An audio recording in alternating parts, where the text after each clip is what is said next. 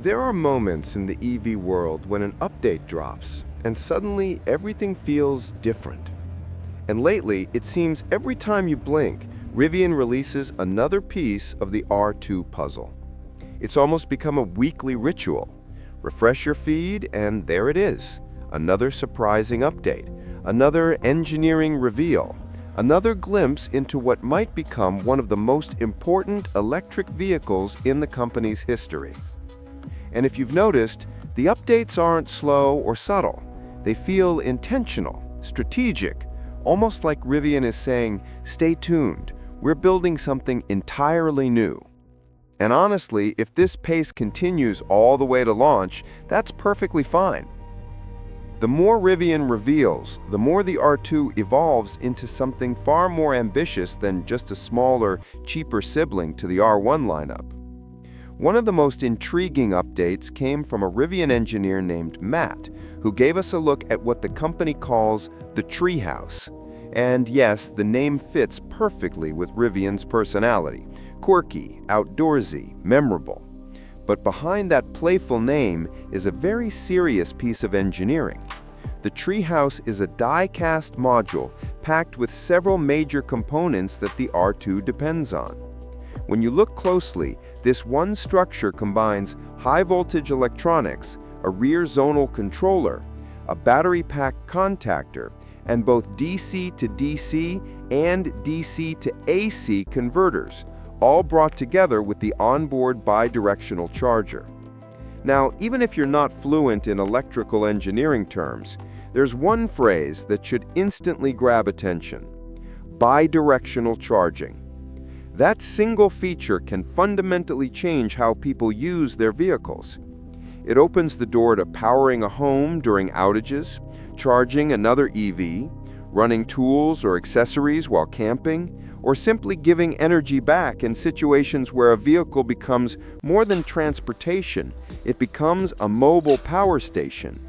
And seeing this capability built directly into the R2's architecture suggests Rivian wants the vehicle to do more than just drive. They want it to enable.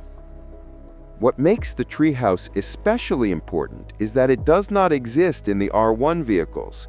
This is part of a much bigger redesign taking place beneath the surface. From the outside, the R2 might echo the familiar Rivian silhouette, but internally, this SUV is practically reborn. Rivian appears to be taking hundreds of individual pieces, modules, connectors, brackets, welded structures, and condensing them into larger multifunctional parts. In the R1 lineup, many of these systems exist as separate clusters that require additional manufacturing steps. The R2's approach streamlines all of that, reducing part count, simplifying assembly, and lowering costs. A single die-cast component replacing dozens of small assemblies isn't just clever engineering, it's economic strategy. And then came a reveal that sent a shockwave through the EV community: the R2 battery pack. For the first time, we received concrete numbers. The R2 pack uses 3 primary modules, which is an enormous departure from the R1 vehicles that use 14 to 18 modules depending on the pack configuration. But the biggest headline wasn't the module count, it was the cell count. The R1 uses around 7,777 cells. The R2, 768. That is nearly a 10x reduction in the number of cells required to build a battery pack. And Rivian pulled off this reduction by shifting to a much larger cylindrical cell format, what they call the 4695 cell. These cells are physically longer than Tesla's 4680 cells, and Rivian's design uses them structurally within the pack, adding rigidity to the vehicle while reducing the number of components needed to connect everything together. Fewer cells mean fewer welds, fewer electrical connections, fewer mounting points, and fewer potential failure points. Manufacturing becomes cheaper, faster, and more scalable. It's a strategy the entire industry is experimenting with, but Rivian seems intent on pushing it to the next level. Better yet, Rivian has already built enough 4695 packs to install in early R2 prototypes. That alone signals how far along development is. Not conceptual, not pre-production modeling, but physical packs ready to integration. This also finally confirms something many speculated about. The R2 is not using leftover R1 powertrain components.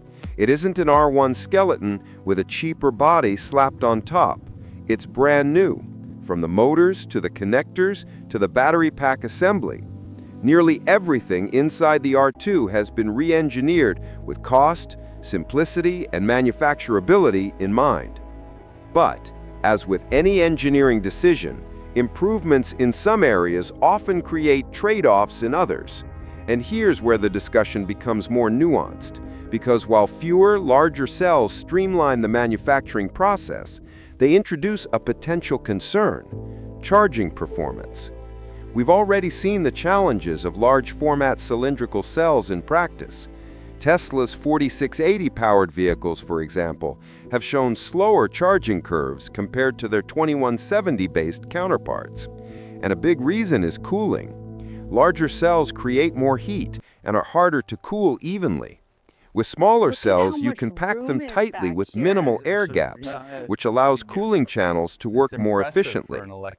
Even Lucid engineers have described how their high-performance charging systems rely heavily on the cooling efficiency made possible by using smaller cells and denser thermal pathways. When cells get bigger, cooling gets harder. Harder cooling means slower charging curves. Slower curves mean more time plugged in. And Rivian's R1 vehicles already have charging performance that's solid, but not industry-leading.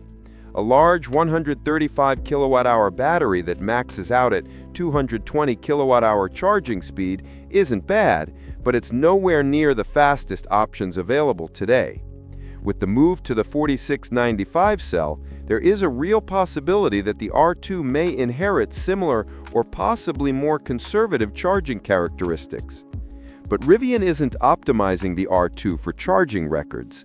Their goal is much bigger: create a truly affordable, highly capable electric SUV that can reach a much wider audience. Cost control, manufacturability, and scale are the foundation of the R2 program. Still, the R2 won't be a downgrade across the board. In many areas, it might become the most compelling EV in its class. Its boxier shape allows better cargo efficiency. Its heritage guarantees strong ground clearance and genuine off-road capability. And Rivian has hinted at offering a tri-motor variant capable of shocking acceleration, possibly even outperforming a performance-focused Model Y. And then there's software. Rivian's driver assist roadmap suggests a growing autonomy suite that may introduce hands-free and eventually eyes-free driving assistance on mapped roads. Add in the powered frunk, one of Rivian's signature features, and the vehicle begins to feel not just competitive, but uniquely positioned. Even if charging speed ends up being the R2's weakest trait, many owners might never consider it a deal-breaker. The vehicle will ship with a native NCS port from day one, granting access to thousands of fast, well-placed charging stalls. And with improved efficiency compared to the R1 lineup, real-world range may remain practical even if peak charging numbers aren't impressive. Efficiency estimates floating around suggest roughly 3 miles per kilowatt-hour. Not groundbreaking, but respectable. Not as efficient as a Model Y, but likely good enough for the audience Rivian wants to reach. Ultimately, the R2 represents a balance: lower cost, simpler design, strong capability, and slightly compromised charging. It's a trade-off rooted in practicality. And unless Rivian surprises everyone with a breakthrough in cell chemistry or thermal management, the charging curve may reflect the limitations of large-format cells. But despite that, the R2 is shaping up to be one of the most exciting EVs entering the market. Not because it's perfect, but because Rivian seems to be designing it with a clear mission: make a rugged, capable, affordable EV that stays true to Rivian's identity while opening the door for many more people to join the brand. And as more updates come out, And at this pace, there will be many. The full picture of the R2 will continue to sharpen. What's certain is Rivian isn't just scaling down an R1, they're redefining what their next-generation EV platform can be. The big question now becomes, will the improvements outweigh the compromises? And will buyers value capability, design, and experience over peak charging numbers? Only time will reveal the final balance, but one thing is clear. Rivian is building the R2 with intention, with ambition, and with a strategy that could reshape its future in the EV industry.